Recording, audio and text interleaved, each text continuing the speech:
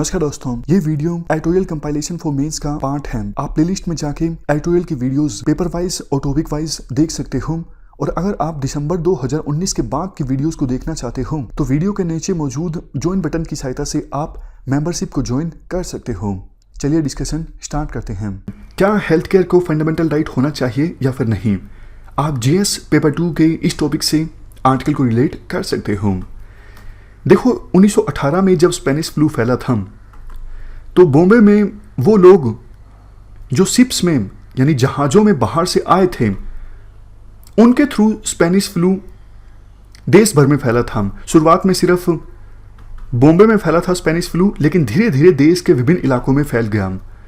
अभी भी कुछ एक्सपर्ट्स के द्वारा ये कहा जा रहा है कि शुरुआत में कोविड-19 जो है बड़ी सिटीज़ में केंद्रित हैं, जैसे दिल्ली, मुंबई, अहमदाबाद, पुणे। लेकिन माइग्रेंट्स जो अब इन सिटीज़ से देश के विभिन्न इलाकों में जा रहे हैं, इन माइग्रेंट्स के थ्रू कोविड-19 जो है वो देश के रिमोट एरियाज़ में भी फैल सकता है। ये डर है।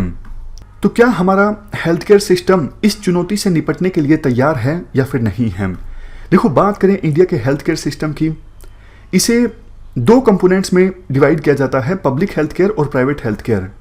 पिछले कुछ सालों से सरकार की रणनीति हेल्थ के मामले में वही है जो क्लासिकल इकोनॉमिक्स में हुआ करती है, मिनिमलिस्ट अप्रोच। मिनिमलिस्ट अप्रोच में क्या होता है, कोई देश बिल्कुल basic health care facilities provide करता है जनता को।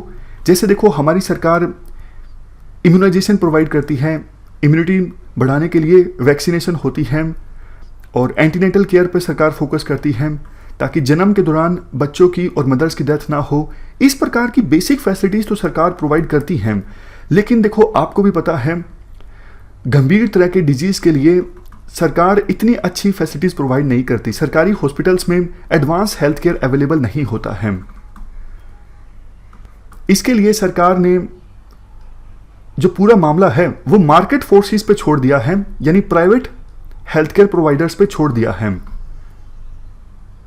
वो बात अलग है कि सरकार अब अपनी तरफ से कमियों को पूरा करने की कोशिश कर रही है। जैसे प्रधानमंत्री जन आरोग्य योजना आई, जो इंश्योरेंस स्कीम है। 1 साल में एडमिट होने पर 5 लाख तक का इंश्योरेंस दिया जाता है एक फैमिली को। ये सरकार की एक कोशिश है कि आउट ऑफ पॉकेट एक्सपेंडिचर जो झेलना पड़ता है गरीब लोगों को, वो उन्हें ना झेलना पड़े। तो एक डिबेट जो हमने पहले भी डिस्कस की थी, बजाय इसके कि इतना सारा पैसा सरकार खर्च कर रही है इंश्योरेंस स्कीम पे, सरकार अपने सरकारी हॉस्पिटल्स में इंफ्रास्ट्रक्चर को भी तो स्ट्रेंथन कर सकती थी ना। लेकिन सरकार ने नहीं किया। जैसा हमने डिस्कस किया कि सरकार की रणनीति ये है कि basic health care facilities provide की जाएँ और बाकी चीज़ें मार्केट फोर्सेस पे छोड़ दी जाएँ, यानी प्राइवेट हेल्थ केयर प्रोवाइडर्स पे छोड़ दी जाएँ। हमारा खर्च जो है हेल्थ केयर पर काफ़ी कम है। 2% से ज़्यादा तो हमने कभी हेल्थ केयर पर खर्च किया ही नहीं। 2% ऑफ जीडीपी की हम बात कर रहे हैं। तो इसीलिए ये जो महामारी आई है, अब हमें पछतावा भी हो रहा है। हमें हेल्थ इंफ्रास्ट्रक्चर पर खर्च करना चाहिए था, क्योंकि देखो, बहुत सारे ऐसे प्राइवेट हॉस्पिटल्स हैं जो कोविड-19 का इलाज नहीं प्रोवाइड कर रहे हैं। कोविड-19 का इलाज प्रोवाइड करने में गवर्नमेंट सबसे आगे है। वो बात अलग है कि सरकार डिजास्टर मैनेजमेंट एक्ट के अंतर्गत प्राइवेट हॉस्पिटल्स को एक्वायर कर सकती है कोविड-19 की ट्रीटमेंट के लिए। लेकिन देखो, इसमें भी काफ़ी सारे इश्यूज इन्वॉल्व हैं। जैसे उन प्राइवेट हॉस्पिटल्स में दूसरे जो मरीज आते हैं दूसरे डिजीज़ के इलाज करवाने के लिए, फिर वो प्रभावित होते हैं, उनके लिए हेल्थ केयर फैसिलिटीज़ कम बचती हैं। तो इसीलिए विभिन्न सरकारों को ये रियलाइज़ हो रहा है कि हेल्थ इंफ्रास्ट्रक्चर पर खर्च करना चाहिए था। अब क्वेश्चन ये उठता है, क्या India quality health care deliver कर सकता है? देखो, वैसे तो इंडिया के ज़्यादातर राज्यों में हेल्थ केयर सेक्टर में स्टाफ की काफ़ी कमी है, रिसोर्सेज की काफ़ी कमी होती है। कोविड-19 की वजह से सिचुएशन और भी ज़्यादा ख़राब हो गई है। लेकिन देखो, देश के कुछ राज्य ऐसे भी हैं, फॉर एग्जाम्पल केरला, जिन्होंने अच्छा काम किया है। अभी कोविड-19 की कर्व को फ्लैटन कर पाने में केरला कामयाब हो पाया है। हाँ, ये बात सच है कि कुछ एक्सपर्ट्स बोल रहे हैं कि कॉम्प्लेसेंट होने की जरूरत नहीं है, जल्द ही सेकेंड वेव भी आ सकती है। लेकिन फिलहाल के लिए केरला में बहुत कम केसेस सामने आ रहे हैं। जब केरला ऐसा कर सकता है तो देश के अन्य राज्य भी ऐसा कर सकते हैं। तो सरकार को कुछ स्टेप्स लेने की आवश्यकता है। सबसे पहले सरकार 3 से 4% ऑफ जीडीपी हेल्थ सेक्टर पर खर्च करें।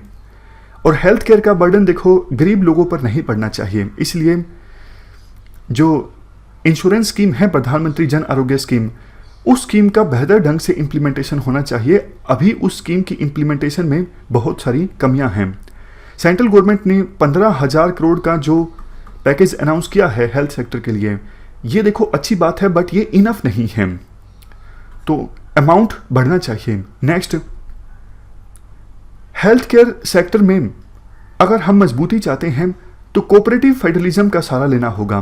देखो, सेंट्रलाइज्ड हेल्थ पॉलिसीज बनाओगे तो ये सभी राज्यों के लिए ठीक नहीं होगी। वन साइज फिट्स ऑल वाली अप्रोच हमें हेल्थ सेक्टर में नहीं अपनानी चाहिए।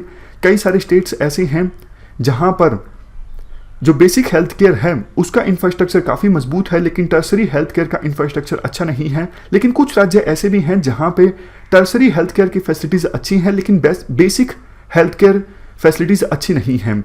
तो आप एक काम कीजिए, आप मोटा मोटा फ्रेमवर्क बनाइए। ये हम सेंट्रल गवर्नमेंट की बात कर रहे हैं।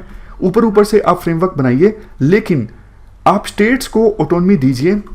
सेंट्रल गवर्नमेंट का काम स्टेट गवर्नमेंट के प्रयासों को सप्लीमेंट करने का होना चाहिए, ना कि रिप्लेस करने का।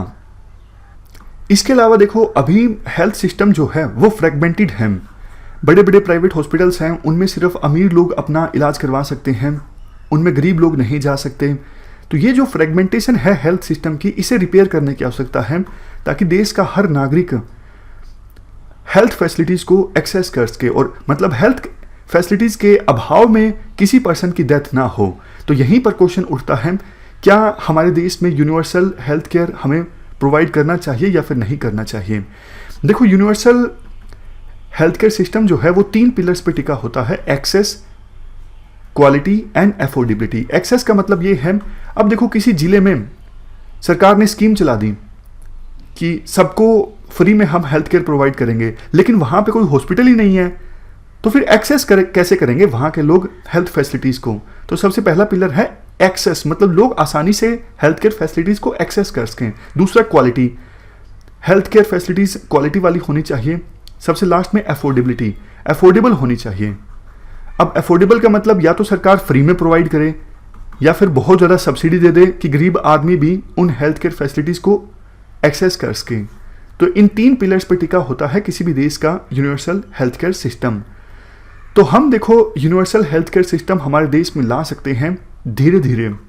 शुरुआत में जो इनकम की लिस्ट में नीचे वाले 50% जो गरीब लोग हैं, उनको यूनिवर्सल हेल्थ केयर सिस्टम की फैसिलिटीज़ प्रोवाइड की जा सकती है, और उसके बाद ये नंबर जो है इसे इंक्रीज किया जा सकता है ग्रेजुअली। धीरे धीरे हमें ऐसी सिचुएशन पर पहुंचना है। हमारा जो आर्टिकल 21 है राइट टू लाइफ से संबंधित, इसमें हम राइट टू हेल्थ को एक फंडामेंटल राइट माने।